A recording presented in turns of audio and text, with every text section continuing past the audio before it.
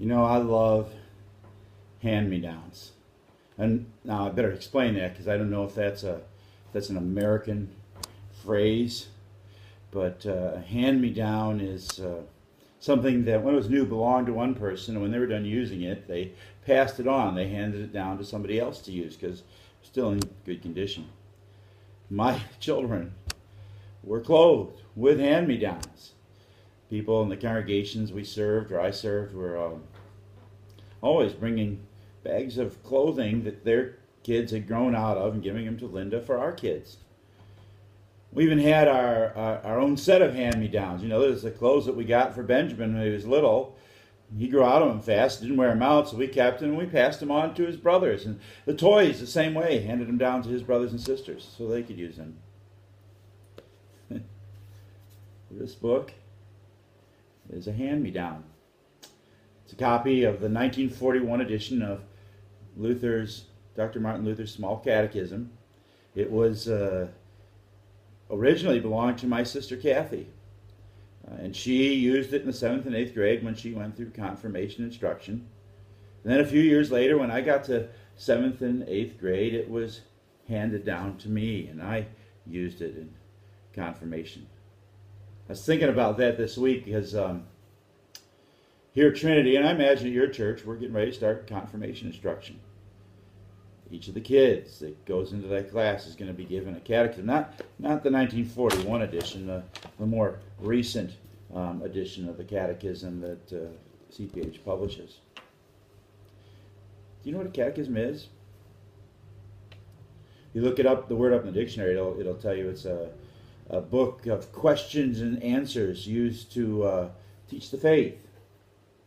And that's true enough, but it doesn't really go into depth in what the word catechism means, because in Luther's day it didn't so much refer to a book as to the content that was being taught in whatever form it was being taught, whether through a book or a class or a sermon.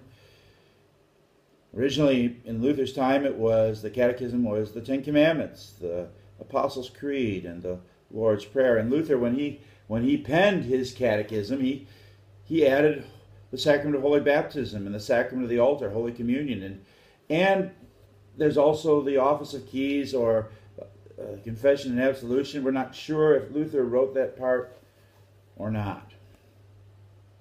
In addition to those 6 chief parts, that's what the commandments, the creed, the Lord's Prayer, baptism, office of the keys, communion are called. Well, there's a couple other sections that Luther added. He added a section on teaching prayer, families how to pray. Another section called the Table of Duties.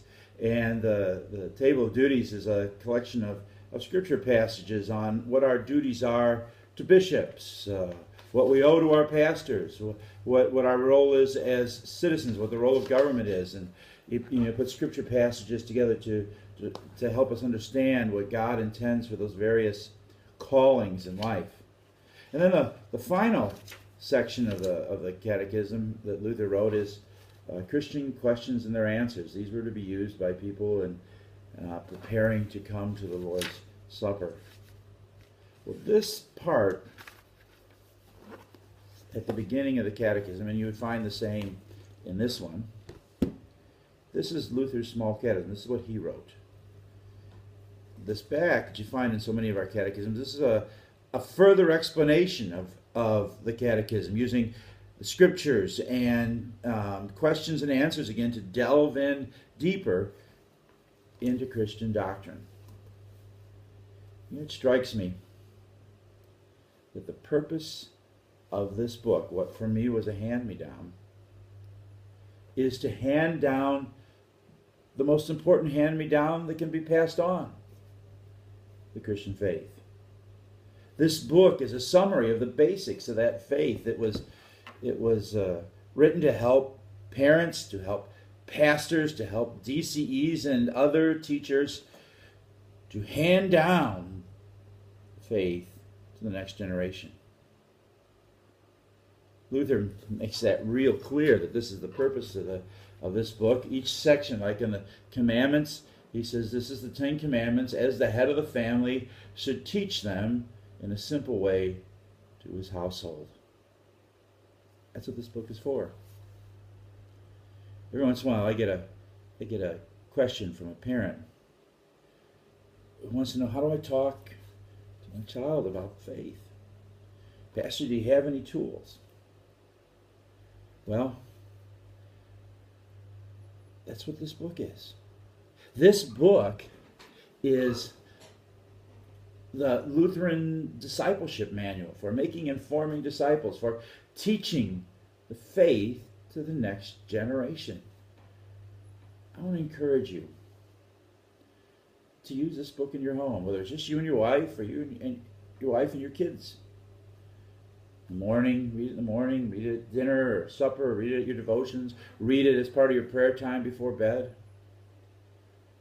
Read it with your children. Maybe you have a specific order. You start out with some scripture, read the Bible together, maybe, and then go on and share a section of the catechism. Maybe you'd read the first three commandments and their meanings one night, and then the next night the next three, and on through the catechism. When you get done, you start over again. And pray with them. Teach them how to pray.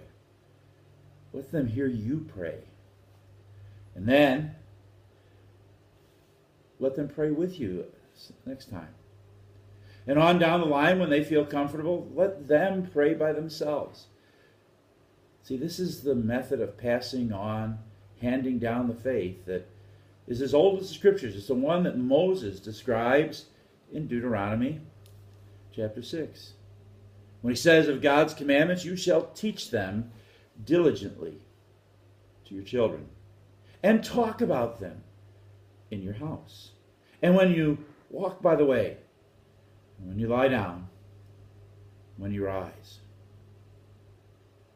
There's no better hand-me-down than to pass on your faith to your children and grandchildren.